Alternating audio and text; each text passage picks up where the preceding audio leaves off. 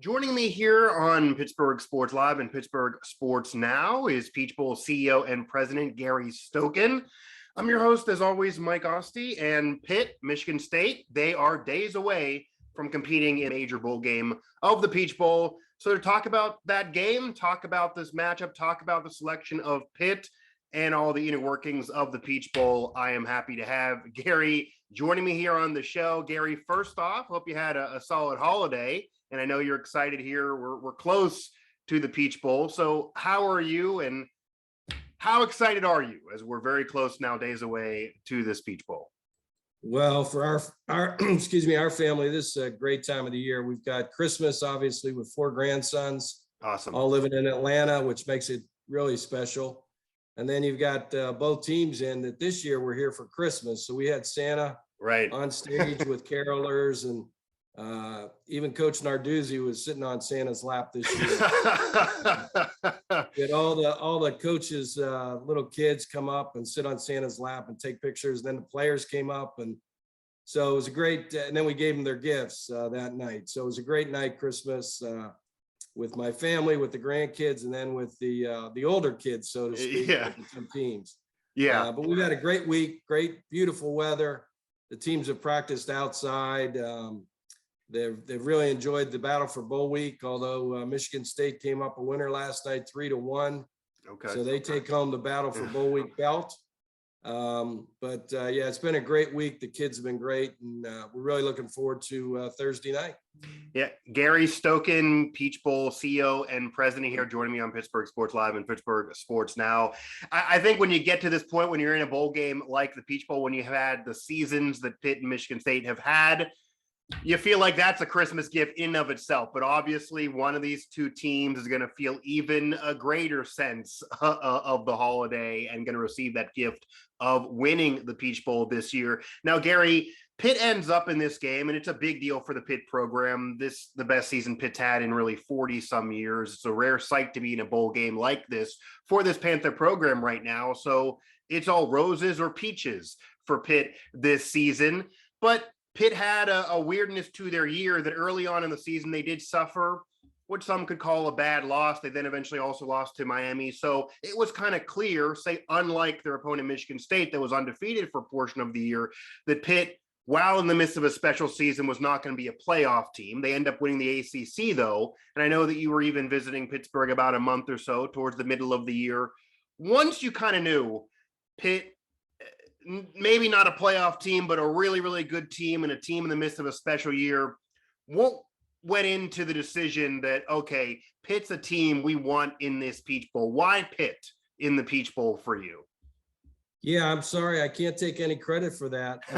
We prior to joining the CFP, College Football Playoff, back in 2015 to become a New Year's Six bowl game, we used to always select, and I used to be in charge of that. And, we had a contract with the ACC and the SEC. Right. As soon as we joined the CFP, we turned over our rights to the College Football Playoff Selection Committee. And so this year, what happened was, with the Orange and the Cotton hosting the semifinals, the selection committee placed the top 4 teams in those 2 bowl games. Then, because the Rose and the Sugar has contracts with, in the Sugar case, the SEC and Big 12, the Sugar Bowl selected their 2 teams, and the Rose Bowl, because of their contracts with the Big 10 and the Pac-12, they selected their 2 teams. Then it went back to the selection committee, and they had the at-large bowls, which is this year us and the Fiesta Bowl. Next year, us, the Chick-fil-A Peach Bowl and Fiesta Bowl, we host the semifinal games. So the at-large, there was Oklahoma State, Notre Dame, Pitt, and Michigan State were left. And what they try and do is put teams together. Obviously, they don't want to do rematches. They kind of take geography into consideration as well, and then the rankings. And so Oklahoma State, Notre Dame were closest in rankings. Oklahoma State being out west, they put them out west. Notre Dame, Michigan State being Midwest, they could have put them either place. Pitt being East Coast and ACC champ probably made the most sense to us geographically. So I think that's how it worked out, and why we were able to get number 10 Michigan State, number 12 Pitt. And we're really excited. It's a great matchup. Obviously, you'd like Kenny Pickett and Kenneth Walker to be playing, but right. The kids that are playing are excited. And as you mentioned earlier, there's a lot to play for. Pitt can be only the second team in 117 years of Pitt football, which is legendary, to win 12 games. And the only other team was 1976.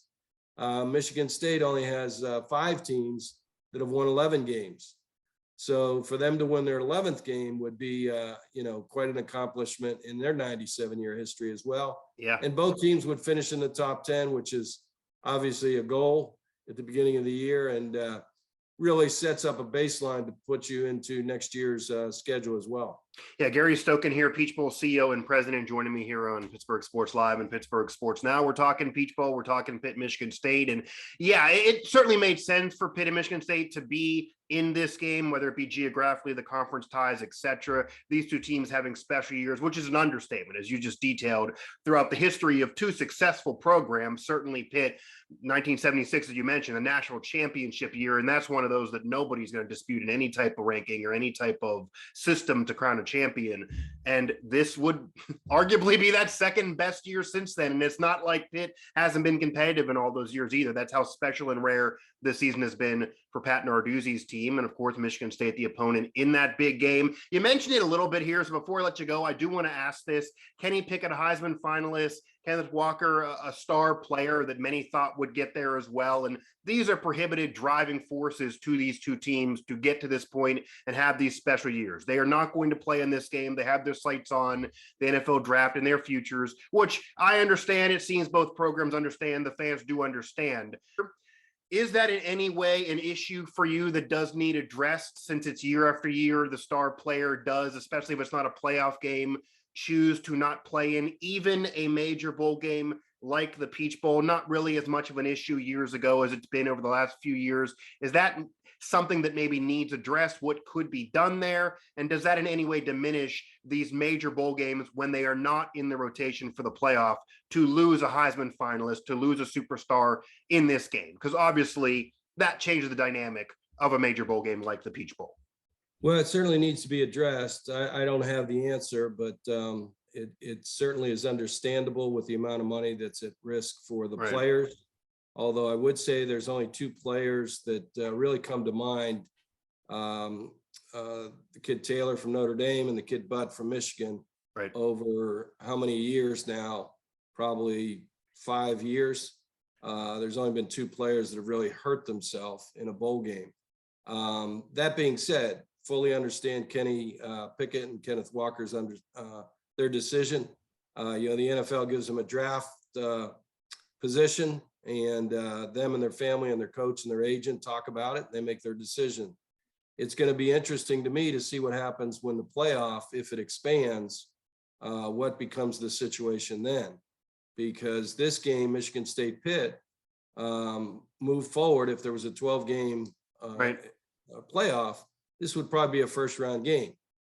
Would Kenny Pickett and Kenneth Walker play? That becomes an interesting proposition there. So, it needs to be addressed. How it will be addressed, I'm not sure, but I'm sure it'll be talked about, moving forward. Gary Stokan here, Peach Bowl CEO and president, join me here on Pittsburgh Sports Live and Pittsburgh Sports Now. Now, you mentioned if it does have an expanded playoff, if there is an expanded playoff, these two teams would be in, would likely be a first round game, certainly would be in the playoff. Peach Bowl would be included in the playoff at the very least. Is that something you're in favor of, expanding the college football playoff, especially to include the Peach Bowl and allow more teams to be involved in crowning a champion? Well, I don't have a vote in that, so I don't have a vote. So what I will say is I just hope what's best for college football is what the commissioners come up with. Okay. At the end of the day, that's what we want, what's best. College football is the second most favorite sport in this country, only behind the NFL in fan avidity. And so we got to get it right, whatever that is. We just hope that we've done enough successfully as a Chick-fil-A Peach Bowl to be a part of it. The proposal that you mentioned was a 12-game or 12-team playoff that would have the quarters and the semis played in bowl games. And we would hope that the New Year's Six bowl games would be part of that process. So we would hopefully host a quarter, 2 years, and then a semifinal every third year. Yeah, and that was a proposition that was brought up right around the time the pandemic hit, obviously. So that changed the dynamic of everything being discussed and priorities as well. And there are some also who brought up an 8-team playoff, which I'd imagine if that is even the compromise, that probably would also still include the Peach Bowl to this point with the history of the Peach Bowl, and potentially could have still included Pitt and Michigan State, the way the final standings shook out, and the fact that Pitt in particular is an ACC conference champion. Gary, just to get you out of here with this, obviously we have a big game ahead. It's a major bowl game. There's history there. It's the Peach Bowl. Being crowned Peach Bowl champion is a big deal in of itself. Any final words about this game? Obviously, I know you can't make a pick. You can't predict the outcome of this game, but anything of note here that you want our viewers and listeners to be aware of, whether it be the history of the Peach Bowl or these two teams or this matchup in particular, any misconceptions about the Peach Bowl that you wanted to address here while there's time? Well, I can't make any picks, even though I'm from Pittsburgh. But I would say that, you know, one thing that we probably need to tell people is that, you know, we were the first bowl game created for charity. The rose, the sugar, the orange, the cotton, they were all created for tourism, to bring people to their cities during the holidays. We do that as well. And this year with our 2 Chick-fil-A kickoff games, Alabama, Miami, and Louisville and Ole Miss at the beginning of the season, plus this Chick-fil-A Peach Bowl, we'll be responsible for $100 million of economic impact and be 3 of the top 5 conventions in the city of Atlanta, which is the 4th largest convention town in the United States. So probably providing about $6 million of taxes back to the city and the state. But more importantly, we were created to give. And we're the most charitable bowl organization out of all 44 bowls. We've given $58.2 million back to charity in 2002. Most recently, we gave $20 million to Children's Healthcare of Atlanta to find cures and trials and drugs to eradicate childhood cancer. And one of the trials that is now being conducted with little kids in them is at the University of Pittsburgh. So just a really neat tie-in to being from Pittsburgh, having the University of Pittsburgh in our Chick-fil-A Peach Bowl, and hopefully doing something that will ultimately be responsible to eradicate childhood cancer. We were created to give, and that's how we use our college football games and our golf tournament to raise funds so that we can be the #1 most charitable bowl organization.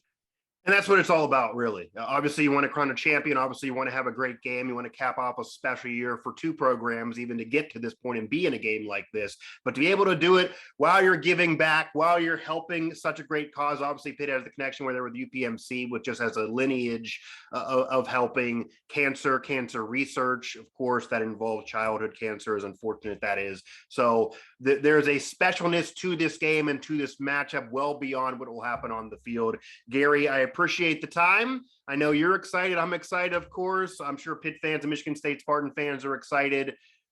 Continue to grab some Chick-fil-A out there and enjoy the Peach Bowl coming up. Great to be with you. Thanks so much for having us, and have a happy new year and a blessed new year. Absolutely. You too, Gary. Thanks.